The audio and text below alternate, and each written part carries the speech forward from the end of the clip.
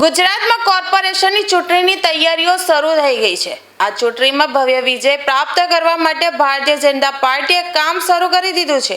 ભાજપ પ્રદેશ પ્રમુખ જગદીશ વિશ્વકર્મા આજે સુરતમાં પહોંચ્યા હતા। સુરતમાં જગદીશ વિશ્વકર્માનું CR પાટીલે શાનદાર રીતે સ્વાગત કર્યું હતું। સરસાણાના પ્લેટિનિયમ હોલમાં વિશ્વકર્માની અધ્યક્ષતામાં બેઠક યોજાઈ હતી।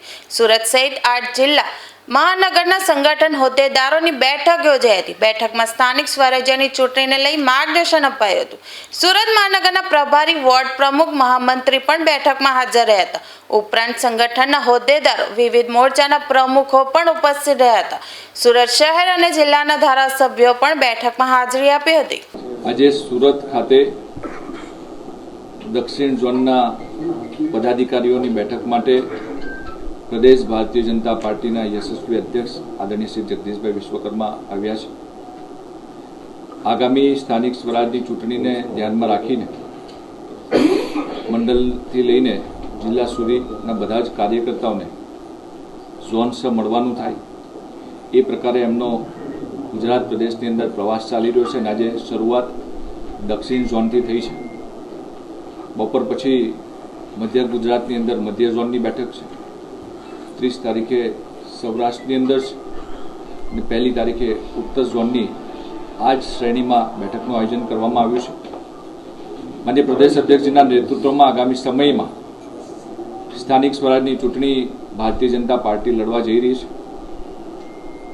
જે રીતે ગત 2021ની અંદર ભારતીય જનતા પાર્ટીએ જે વિજય મેળવીને ઇતિહાસ બનાવ્યો હતો એ નવો ઇતિહાસ બનાવવા માટે થઈને ભારતીય જનતા પાર્ટીના કાર્યકર્તાઓ દરેક કાર્યકર્તાઓ પ્રદેશથી લઈને બૂથ સુધી બધા કામ કરે એ ધ્યેય સાથે માન્ય પ્રદેશ અધ્યક્ષજીનો પ્રવાસ ચાલી રહ્યો છે।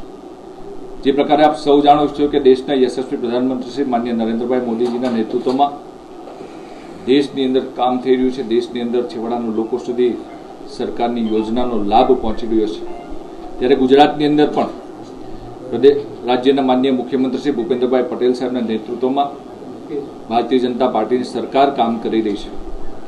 સરકારની યોજનાકીય લાભાર્થીઓ સુધી પહોંચવા માટેનો પ્રયાસ, સરકારે કરેલા કામો, સાથે સાથે સ્થાનિક સ્વરાજની ચૂંટણી છે તો સ્થાનિક સ્વરાજની અંદર પણ ભારતીય જનતા પાર્ટીએ એકમના માધ્યમથી કરેલા કામો એ લોકોને યાદ અપાવીને એ પ્રકારે આવનારા સમયમાં ભારતીય જનતા પાર્ટીના કાર્યકર્તાઓ લોકો સુધી જવાના છે।